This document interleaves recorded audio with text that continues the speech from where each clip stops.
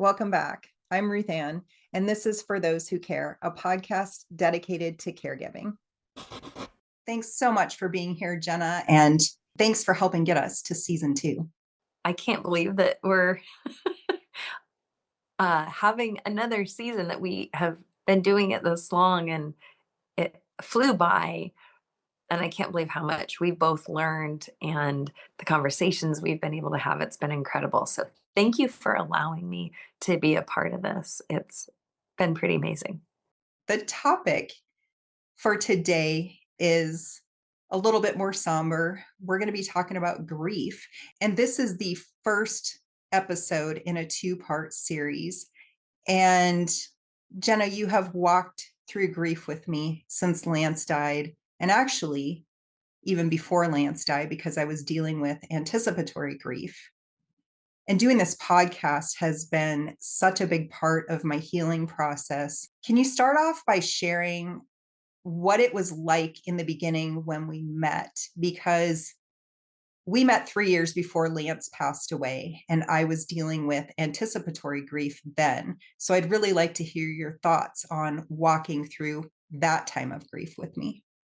It was interesting. We met at a really interesting time in my own life, where I was dealing with a lot of things that were overwhelming personally and going through a lot of changes. And I didn't necessarily feel equipped to engage in anyone's life on a very personal level. I was just too overwhelmed with everything I had going on. And so when I first met you, and we've talked about this and we joke about it, it's funny.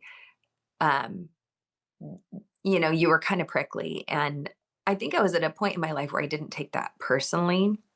And in thinking about this episode and having this conversation, one of the things that kept coming up in my mind is, I don't think I would have been prepared to be a support in your life had I met you earlier in my own life, because I don't think I was equipped to walk through grief with anyone, um, in a way that would be supportive. I don't know that I would, I hadn't encountered it earlier on in my life. So I can't say with absolute certainty that I would have failed that assignment.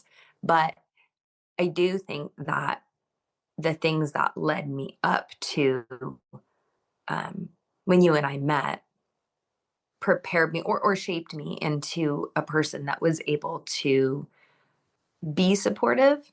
And when I first met you, I mean, you were a client, and it was not a personal relationship, other than that I really did internalize the responsibility with everyone that I worked with, even if I only worked with them once or twice as a personal trainer, or worked with them ongoing for months, or some people even years.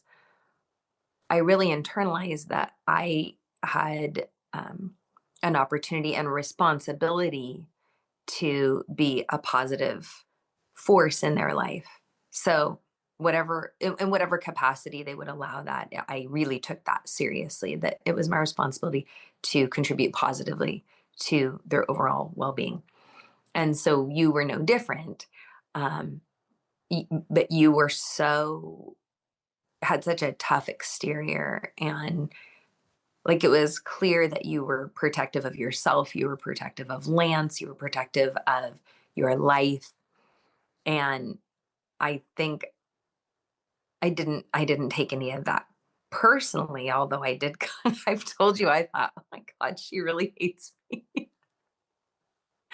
But, even though I know you didn't, I think you putting up that immediate boundary showed me exactly where I could be, not where I should be, but where I could be, where I was allowed to be. And, I just took that for what it was. And as you opened up, you were very clear with those boundaries, and I wasn't offended by them. So I think that being able to be in a space where I wasn't offended by your boundaries, I didn't take it personally. I wasn't hurt by it. I wasn't, off put by it. For me, it was actually probably beneficial because I was at a point in my life where I also had to put up boundaries. And so I think even though the beginning of the relationship was kind of transactional, I think it was honest. And so we were able to kind of start off on a really good footing where it was like, I'm going to be honest, this is as far as I'll go. And you were saying, I'm going to be honest, this is as far as I'll let you go. And so it was very easy to navigate. Maybe easy isn't the right word. It was very clear how we could navigate from that point. Um, but I also didn't come in with any preconceived expectations or ideas about who you were, or what you were. Again, that's something that I think has developed in me over time as I've grown and experienced and matured and met people and listened and learned and hurt people and helped people and been hurt and been helped. It's like you learn that everybody has a story. And hey, I'm just here to watch and observe and ask questions and let you share that story. So I think when I first met you, the thing that allowed us to continue into a relationship was that we were both really honest about boundaries and expectations. And if I could say that anything would help someone either grieving or walking through someone or with someone through their grief, it would be honesty. Honesty is so important, and I'm glad that you brought that up. And we've also talked in the past about you're not always meant to be in somebody's life. And I think that this just turned out to be one of those times where we were meant to be in each other's lives. And I'm so glad that I met you when I did. Um, you were there for the last 3 years of Lance's life, like I've said, became a bigger part of our life, brought your family in, and your family still plays a role in my life. And I'm just really, really grateful that you stuck around through my prickly years.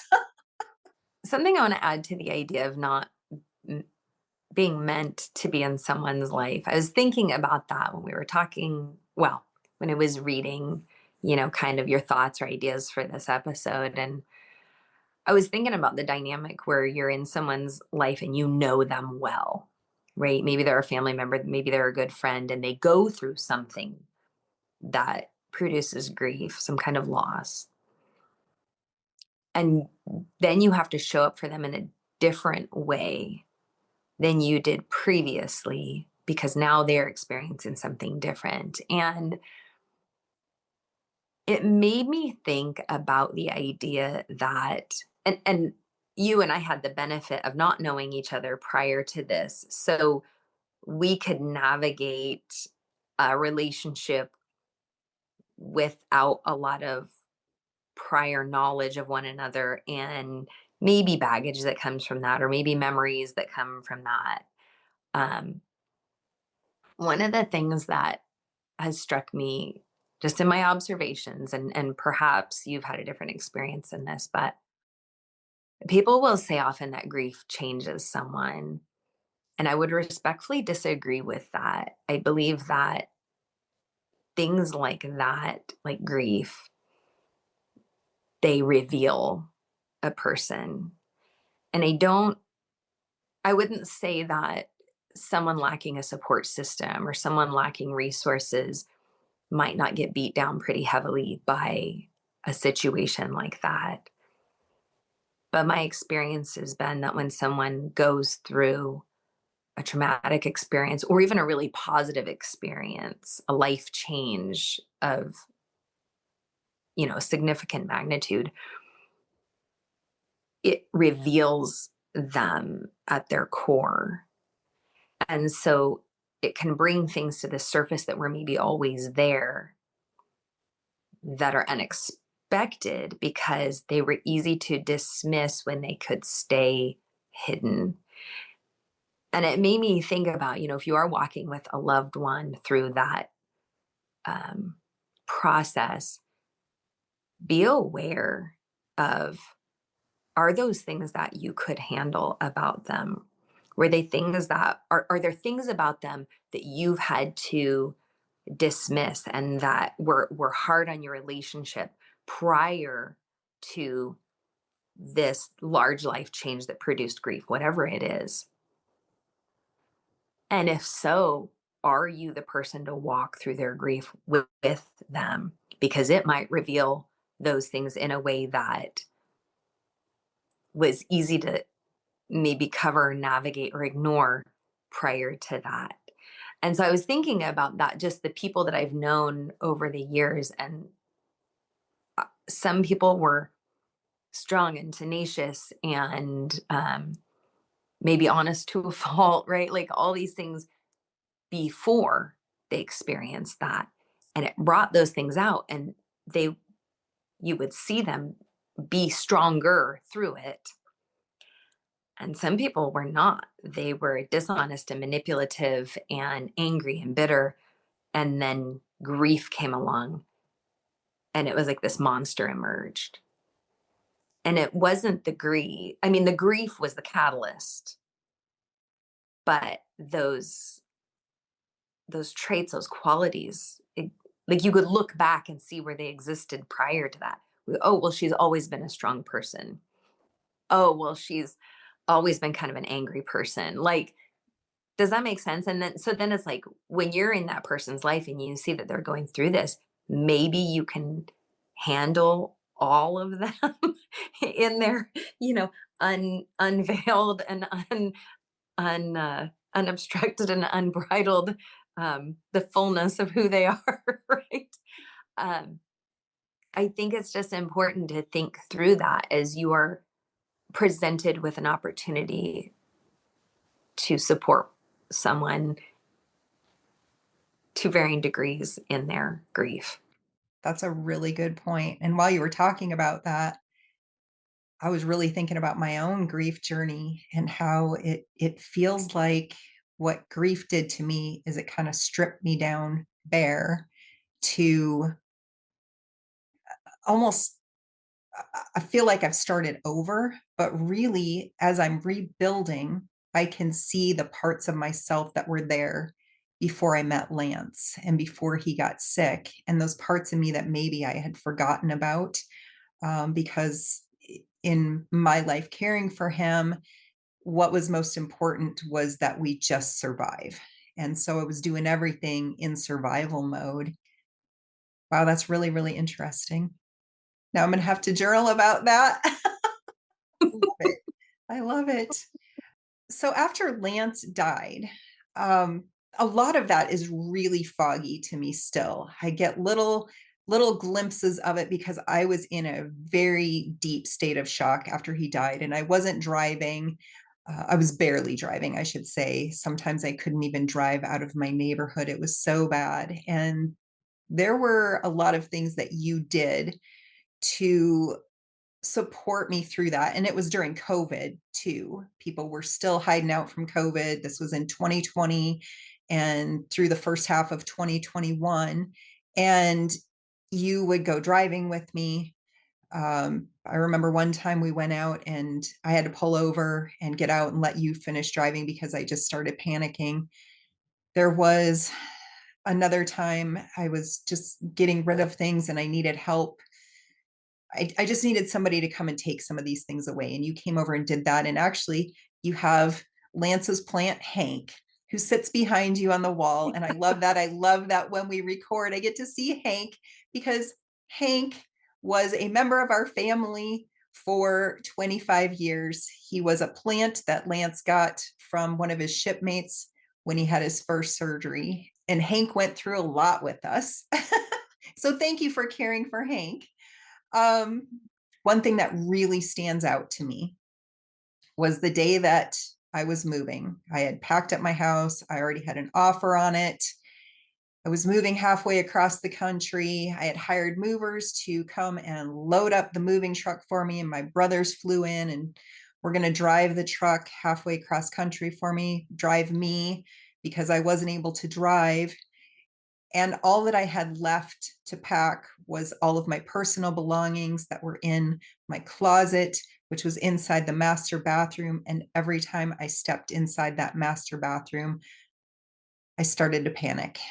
And I just kept going outside and laying on the ground. I couldn't do it. I could not get through it. And I called you and I asked you for help. And you and your husband came over and you just took all of my things and you packed them all up for me. And you were just there. You stepped up when I needed you, and you did it so many times. I'm just curious what it was like for you navigating that with me. So thinking about recording this and going back and thinking through that process and remembering, I want to say, first of all, as I've gotten older, and I would say prior to meeting you, I got really good at um, kind of protecting myself from relationships that I didn't feel like I could do justice to. And I would encounter people and, maybe we would hit it off or whatever, and you find something in common and you think, oh, let's go to lunch or let's talk or you text or whatever. And I would encounter different women, and I was very good at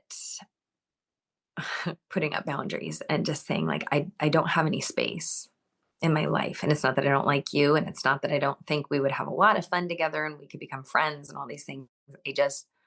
I knew I had to guard the space in my life. Um, and so I walked very slow into a relationship with you because, not least of all, I realized your husband was dying. And it occurred to me, do can I do this? Do I have space for this?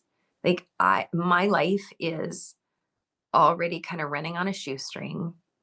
My time, my energy, and I am not going to step into something that I can't see through, because clearly this woman has a lot going on, and the last thing she needs is someone that will come in, act as though they're going to be a support system, and then go, oh, just kidding, never mind, I can't handle that, and leave. Like, that's loss, and I'm not going to do that to this woman. So I don't know if you remember me being standoffish, but um, I wasn't super engaging at first, and I wasn't blowing anyone off. I just was very, very, very careful. And I would only engage to the extent that I thought I could sustain that relationship. Um, so I knew what you were facing going forward. And so I had to kind of factor that in. Can I do this? Can I be there for this woman when her husband dies? This is going to happen, and I will likely be around when that happens. And can I do this? And I realized that I didn't have to be everything to you, and that I could be a peripheral support. I didn't have to be the on the phone every day, call me at any hour of the day, every minute. I couldn't do that. I was raising kids, I was supporting them. I knew I could do a little. And so I committed myself to being there a little. Like, I can be there a little. And I knew I could sustain that. And so I remember, I don't know if it was the day after Lance died or a couple of days after Lance died. It was very, very soon. It might have been a handful of days after I came over to your house and just sat with you. I think it was less than a week. I do know that. And you were still in shock, but you didn't just like sit there and stare, right? You were chatty and you were talkative, and you were telling me about everything that had happened, and you probably didn't know this at the time, but I think, you repeated several stories like over and over. Cuz I think your brain was just in a protective mode and it knew the stories it could tell. And so I was like, "Oh, yeah," and I would listen to them again, but you behaved as someone who was like, "Well, I did that and everything's going to be okay and I'm going to move on." And I knew enough. I had been through just enough experiences with people's loss to know, like, yeah, this is this is going to hit you. And I remember coming home and telling my husband, I was like, she's like numb right now, and I don't know when it's going to hit, but it's going to hit, and I'm nervous. I don't know if I can do this. Like, I'm nervous for that to, like, to come around, and I don't know if I can. I'm going to cry. I didn't know if I could be what you needed when that came around, cuz I knew that, I mean, I knew again I could do a little, but I didn't know if I could do what I assumed would be required. Um and it was after that we did the driving thing, and that you moved, and you would call me and say, I'm gonna move. I just decided yesterday I'm gonna move. I know I shouldn't, but I'm gonna move. And I was like, well, I'm not gonna tell you that's a bad idea because it ain't my life. But I'm probably not gonna be like, oh my God, that's so cool. Yeah, I think that's the best idea in the world. I'm just gonna say, oh wow, okay. Well, let me know how I can help with that. Let me know how I can support you. And if you change your mind, that's cool. And if you move, that's cool. Whatever it is, I'm just here to support you. And I think carrying no expectation with how that grief was going to be. And again, setting that boundary for myself to know, like, okay, I am going to choose to be here. Here's how much I know I can be. And then kind of weighing that every single step. Like, okay, how much can I be now? And how much can I be now? And it's being honest, because walking with someone through their grief is not an all or nothing. It isn't, because their grief is not going to be the same. Like, yours was not the same from day to day. It was not the same from month to month.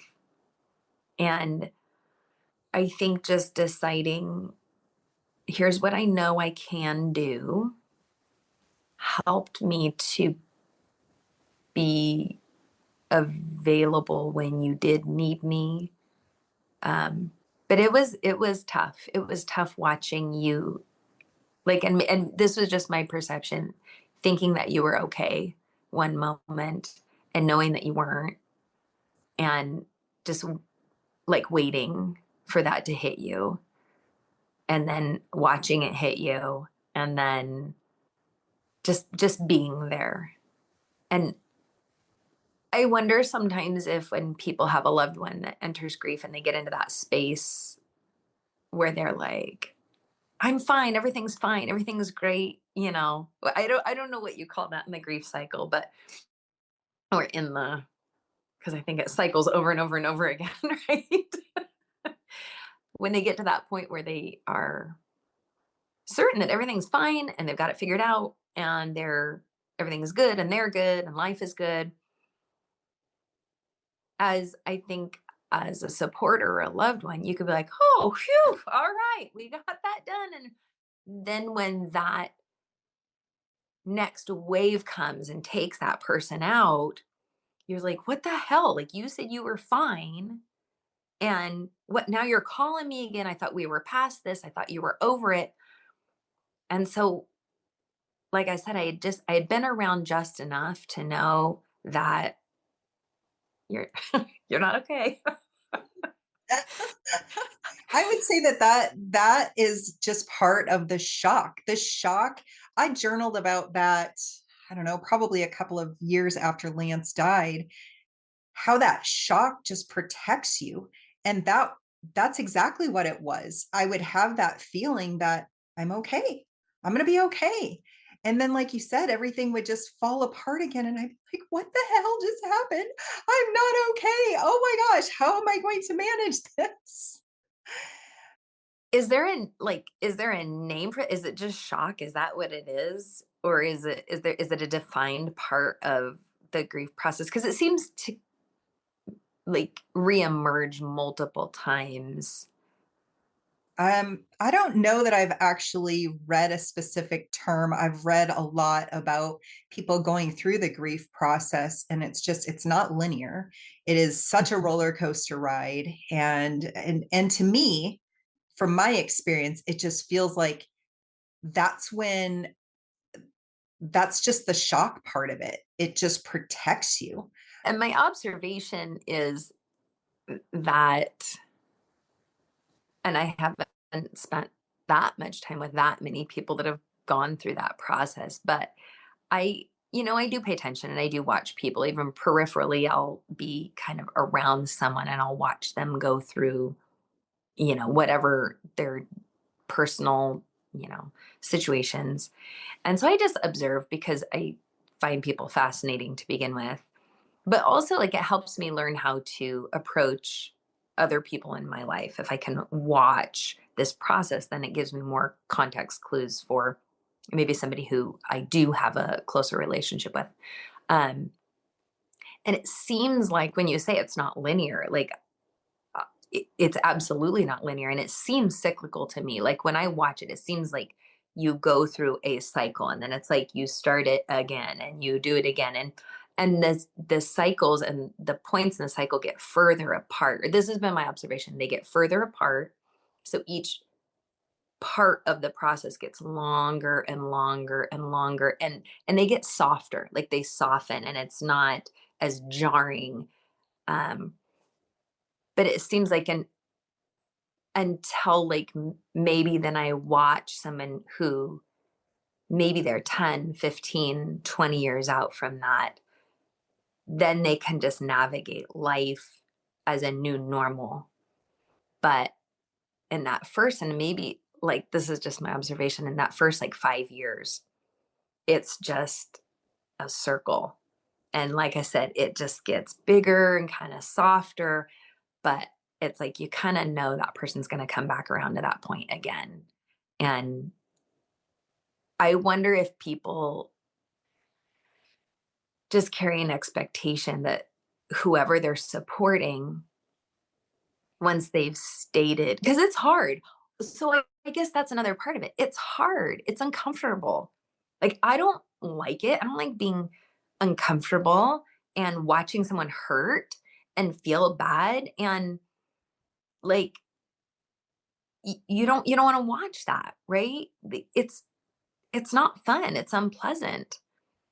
And I'm a fixer, like I'm a doer. So when I have a problem, like I want to work toward a solution. I do not want to wallow. I hate it. I like that is my worst fear is that I would wallow in whatever is going on with me. I want to learn from my mistakes. I want to move forward. I want to grow. I want to mature. I want to learn. So I'm kind of a doer in that sense. So if I'm watching someone who just wants to wallow, it's really hard. And I've learned that about myself that I cannot be a very good support to that person because I'm not very good at sitting with someone that wants to wallow. It gets like kind of outside of my ability. If I can see a glimmer of hope in someone, a glimmer of hope that they might someday want to move forward or mature or grow or learn or heal or whatever, then I will be a never ending encouragement to that person. Um, and you had that all along. Like from the moment I met you, even though you were prickly, that was part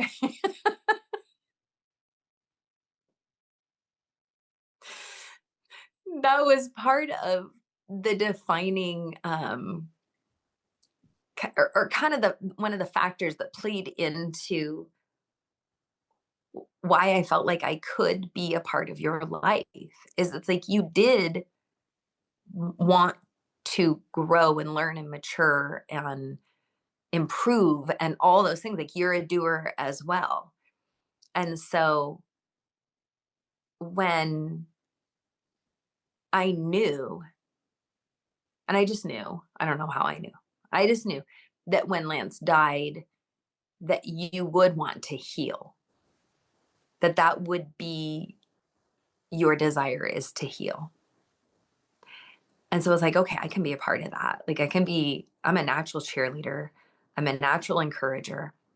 Oh, you just have to have that desire to heal. And however long it takes you, doesn't matter. As long as that is your goal and I can see that you're actively moving toward a better version of you in the future, whatever that is, like for whatever, whomever, I'll come along in whatever capacity and be an encouragement for that.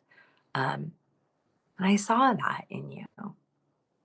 So that was I mean, that was helpful. If I hadn't seen that, I don't know that I would have maintained any kind of relationship with you, because I don't know that I could have been there for you without that desire to heal.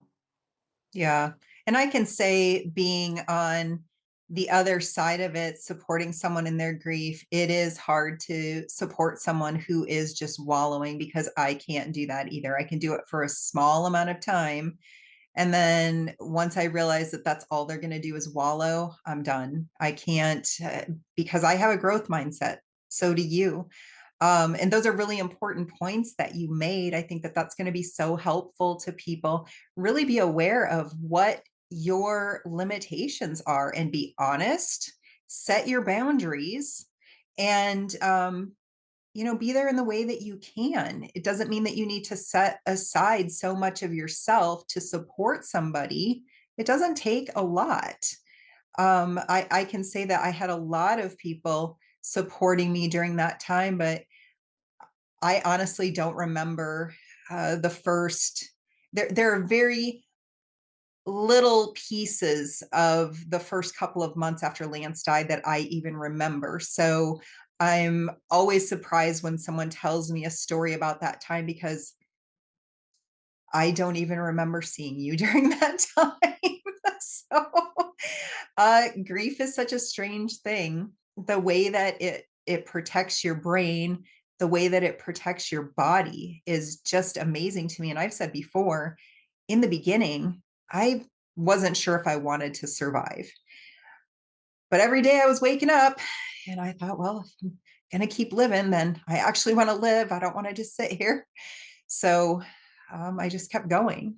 But I know that I've been through a lot. I've changed a lot. It's 5 years since Lance died now. And you've been through some pretty big things with me. You came out to visit me not quite 3 years after he passed away. And then we took a trip to Ireland this year. And I'm really curious how that affected you, because I know that the trip to Ireland, I've talked about that in another episode. That was a big thing for me, because that was a trip that Lance had paid for me to go on. And it was supposed to be my 50th birthday trip that he paid for. So I know that I processed a lot of things, and we talked a little bit while I was there that you were uncomfortable with some of it. I would love for you to share a little bit more about that if you're willing. I think I knew from the beginning, number one, that it was your trip. And I feel strange saying that, but genuinely that is how I viewed it. Was I was going along with you, but it was your trip. And it became clear to me almost immediately that I was going to see those cycles reemerge. So that was really interesting, because you genuinely would go from super excited, energetic, ready to go do things, to completely shut down. I can't do anything. I don't want to go there. So I was just watching, and then I realized that when you would say, "Well, what do you want to do?" I needed to have read your signals and figured out what it was you wanted to do and try and steer you toward that because I hadn't seen you that fragile for a while. You would be fine and then not fine. And it was like I could see I don't know what your brain was doing or what your body was doing, but I could tell that it was doing something. And I just, okay, I'm here to be a support and a guide at moments. And I could tell there, and there were times when I could see that you were like, I don't know what to do. I don't know where to go. I'm lost. Give me some guidance and some direction. And so I knew when you needed me to get in the driver's seat for a minute. And as soon as you would come back out of that, it was you were like, nope, I'm back in the driver's seat now. I know what I'm doing again. And so I had seen that cycle. I was completely unexpected on that trip. Had no idea that's what was going to happen. But because my mindset going into it was that it was your trip, it was like, well, this is how we're going to do it. And this is okay. Like, this is just what it is. And I think, I don't know, like it was so good because there were the spaces where I could have my boundaries to say, no, this is what I need to do right at this moment. And I need to, for this to happen. But outside of that, and that was like this much outside of that, no, we're good.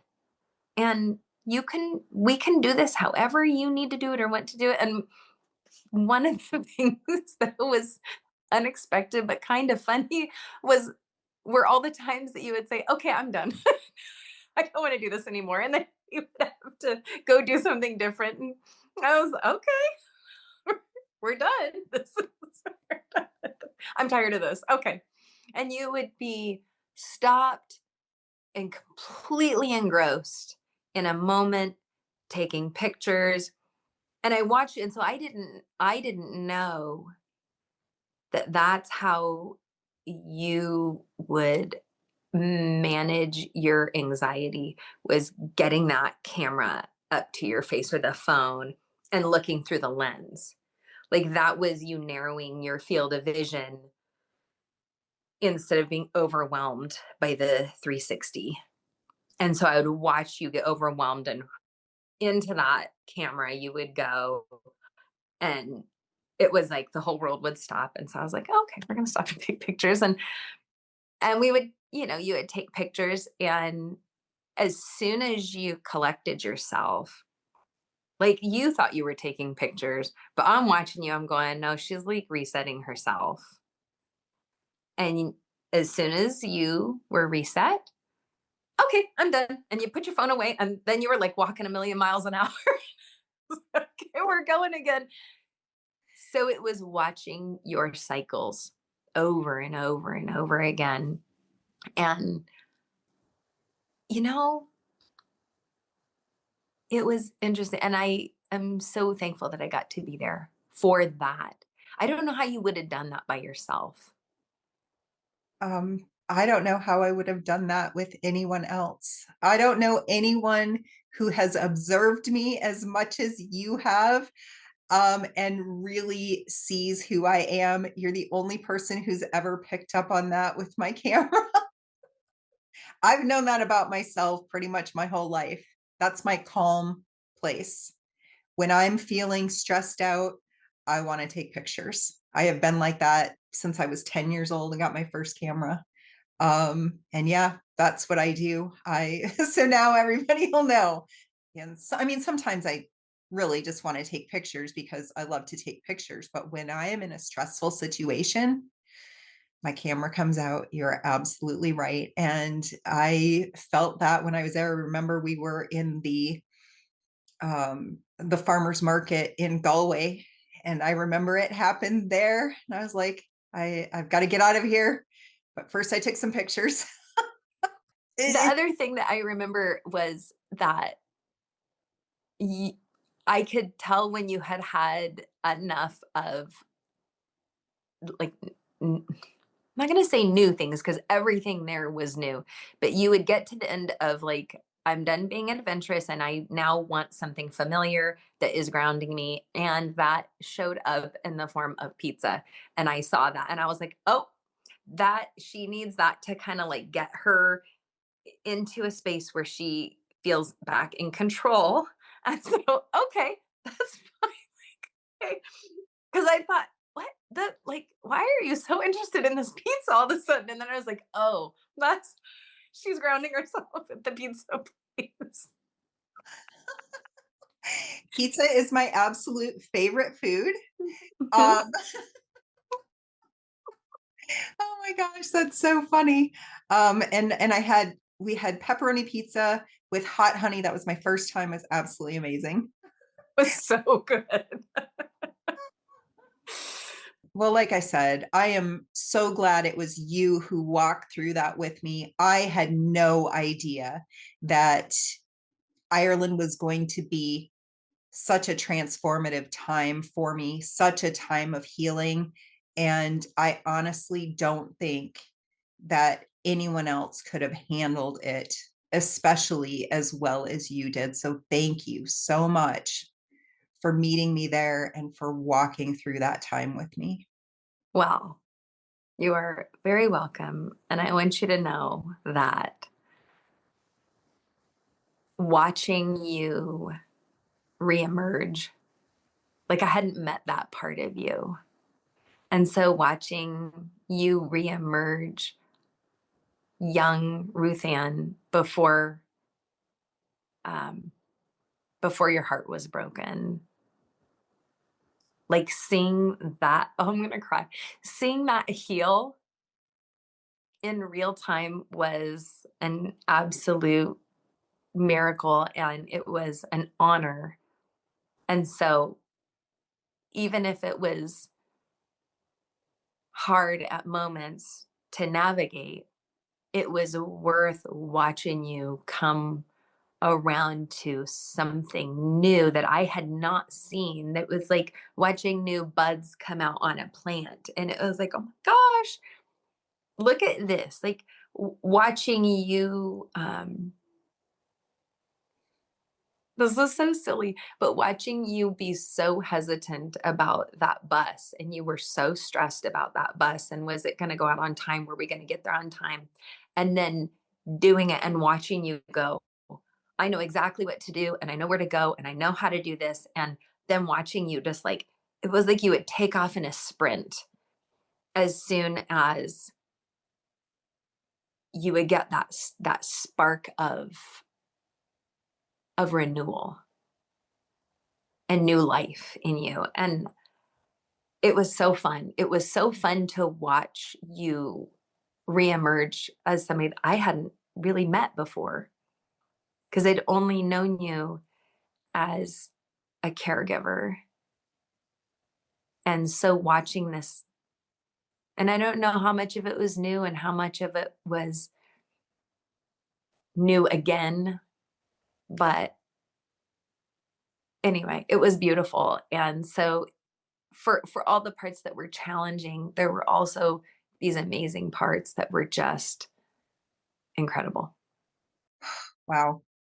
Well, I have learned so much from you about how to be present for people when they are grieving. And I've walked through grief with a lot of people, but you have taught me so much.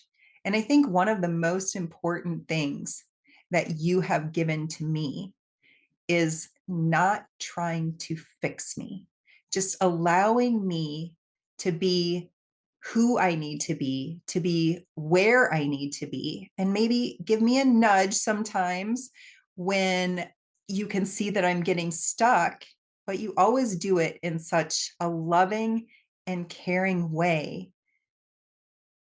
And I would like for every single person in this world going through grief to have a Jenna in their life, because truly I don't know where I would be if you hadn't walked through some of the really tough times of grief with me. So I know that this has been a tough conversation, and I appreciate so much your honesty and your vulnerability in sharing this. And I love that we always go back to the prickly Ruth Ann. That's where it all started. And that you still gave me a chance anyway. Thanks so much for doing this episode with me. We'll continue this conversation on walking through grief in our next episode. Well, thanks for inviting me. It has been an honor and a privilege to be there. So I'm glad we were able to have this conversation. And like I said, I'm just honored to be alongside you. So thank you. All right, I'll see you next time. All right. Bye.